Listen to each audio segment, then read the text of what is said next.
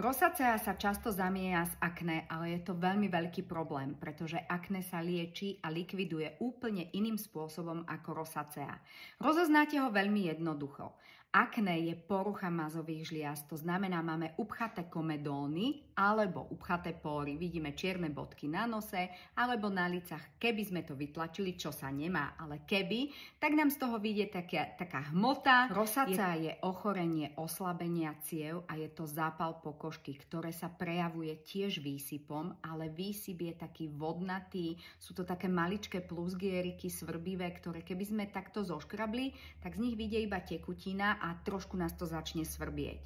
Takéto štádium rosacei, kedy už máme veľký výsyp na licách, je už ale tretie štádium rosacei. Napíš do komentáru chcem a ja ti pošlem link na celé video, kde sa dozvieš o rosacei podrobnejšie, ale hlavne si ju budeš vedieť z plete odstrániť.